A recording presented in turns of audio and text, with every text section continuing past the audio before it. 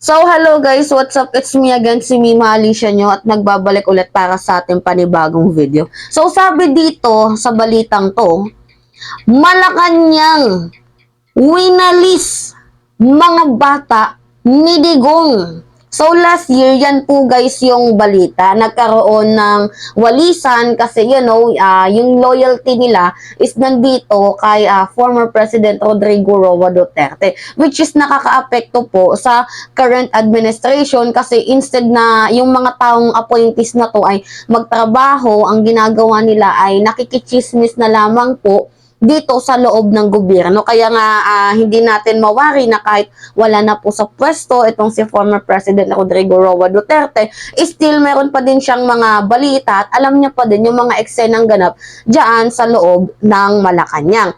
Now, kung noon, mayroong real talk guys, kasi ito yung balita winalis mga bata ni Digong, 'di ba? Kung noon, yan po yung balita, ngayon, meron pa din. Yan. Sabi dito, all presidential appointees under performance review. So, ganun pa din yung meaning nun guys. Sibakan pa din. Walisan sa mga taong makakalat. So, naglabas po guys ng memorandum ang presidential management staff para, sa madaling term or sa madaling salita, para sibakin ang mga tiwali sa gobyerno. Abay, para naman sa akin, kung tatanungin ako, dapat lang naman kasi unang-una, sayang ang pinapasweldo ng mamamayang Pilipino, ng taong bayan, 'di ba? Kasi taxpayer tayo, guys.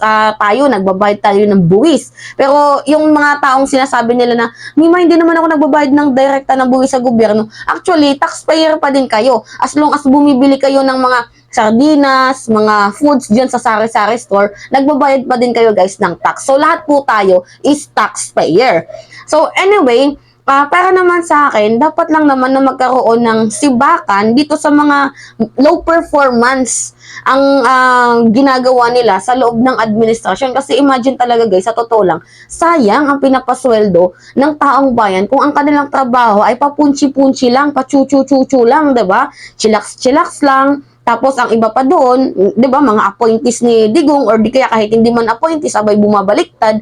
So dapat lang naman talaga na magkaroon ng review dito sa mga appointees ng gobyerno kasi hindi natin alam parehas sa nangyari dito kay Apulacay, 'di ba? Mga taong pinagkatiwalaan niya, yun pala sila din yung mga taong nagpabagsak dito sa administrasyong Marcos noong panahon ni President Marcos Sr. So basahin pa natin dito. Malacanang is currently conducting a performance review of all incumbent presidential appointees to make sure that they remain qualified to hold their respective position. Well, tama lang naman yun guys para sa akin kasi if tawag doon yung performance rating mo is mababa or hindi maganda yung pamamalakad mo, dapat talaga na palitan ka ng taong much better, mas may quality, 'di ba, kaysa sa'yo. Kung hindi naman maganda yung pamamalakad mo or pababa ng pababa, pa-low ng low quality ka, abay para sa akin dapat nang palitan ka ng taong mas may alam or mas kayang higitan yung ginagawa mo. Kasi mayroon guys mga appointees na sa una lang magaling. 'Di ba may mga ganon? Yung sa una lang masipag. Tapos nung na-appoint na sila, paputyo-putyo na sila, feeling boss. May mga ganong tao eh. Kahit dito sa mga local, 'di ba nung nilagay na sila sa mas mataas na posisyon, parang pa-chipa-chipa na lang sila, yung relax-relax, hindi na nila ginagawa yung maayos nila ng trabaho kasi feeling nila, bossing sila, above the, na sila, 'di ba? Feeling superior na sila. Ay tinaasan lang yung ranggo, nagpipiling na.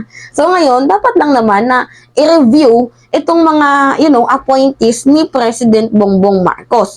So, guys lahat ito, lahat ng presidential appointees simula nung February 1 last year is under review. So, magsasubmit po sila guys ng performance report, kumbaga sasailalim sila sa performance review. So, kailangan nilang i-review kasi, inappoint sila ni President Bongbong Marcos. Tapos, may mga appointees dyan na pagkadating ni President Bongbong Marcos na mga inappoint ni Digong, o di kaya yung mga appointees ni Vic Rodriguez. Kasi, di ba, lalo pat kumalat yung issue na kada pwesto, mayroong 230 million na bayad. May mga ganun-ganun, di ba? Na issue itong si Vic Rodriguez. But anyway, lahat yan dapat, I think, i-review para malaman natin kung may may pagbabago sa sistema ng Pilipinas, kung nakaambag ba sila sa pagbabago, 'di ba? Tama lang naman na i-review. And para sa akin dapat itong si Vice President i-review din, no. Naisingit ko na naman si Vice President. Dapat siya sumailalim din sa performance review kasi guys, napaka low quality ng na binibigay niya na serbisyo dito sa Department of Education. Tapos ang laki ng budget na hinihingi, nakakaloka. Diba? Dapat lang naman na i-review din itong si Vice President Sara Duterte. Hindi lang naman si Vice President, madami pang ahensya ang dapat i-review. Tsaka nga, diba, according din sa ulat sa mga top cabinet officials, itong si Vice President Sara Duterte, mababa. Pero ang tinutukoy lang dito guys is yung mga presidential appointees. Pero para sa akin, dapat itong si VP Inday as a DepEd Secretary, dapat din siya, i-examine din siya, i-review din ni President. Kasi para palitan naman ng taong mas may quality, ng taong mas kayang gampanan ang trabaho. Kasi sayang naman ang budget, sayang naman ang pondo, sayang naman ang pinapasweldo ng mamamayang Pilipino kung yung kanyang trabaho hindi niya ginagawa, puro lang pakikialam sa ibang issue, usapin sa hindi pala siya nakikisala sa usaping sa usaping West Philippine Sea. Sa usaping International Criminal Court, 'di ba? Sa Usawera, sa usaping SMNI, sa Usawera, sa nangyayaring intense na kaganapan ng mga Duterte at Marcos, sa Usawera, mga ganyan-ganyan. Diba, dapat i-review din siya kasi totally para sa akin, hindi siya yung person na fit diyan sa sa Department of Education. Parang isa lang siyang statwa diyan na kumbaga nag-aantay na lang ng sweldo. Kasi sabi nga ni Ronald Llamas, pinakamalaking budget daw ang Department of Education, which is itong Department of Education, siguro one of the reason kaya hindi niya ata ito mabitawan, bagkus dahil nga sa kalakihan ng pondo. Lalo pa tinanggalan ng Congress, 'di ba, ng confidential funds itong si Vice President Sara Duterte. Kaya marapat lang talaga na dapat i-review ang kanyang ahensya, ang kanyang departamento. Bukod sa pagiging Vice President niya, hayaan na lang natin yung pagiging VP niya. Inelect natin siya as a Vice President. I mean, yung yung sektor dito sa ahensya niya, which is yung pagiging DepEd Secretary, dapat i-review din yan. Kasi kung hindi yan i-review, tapos patuloy lang siya sa kanyang ginagawang hindi naman trabaho kung maitutuko yung ginagawa niya Nag-aantay na lang talaga ng sweldo kasi wala namang improvement ang Department of Education, 'di ba? Makakapat lang na i-review siya kung yung mga presidential appointees na i-review, dapat siya din i-review din kasi hindi natin alam kung nagtatrabaho ba siya ng maayos. Well, para naman sa akin, kitang-kita naman na hindi naman talaga nagtatrabaho ng maayos kasi yung PISA record natin bagsak, 'di ba? Napaka poor quality ng ng DepEd. Yung mga learning materials nandun lang sa Transpac. Hindi pa na i-delivered because of the unsettled payment. Diba? So, makarapat lang na reviewin.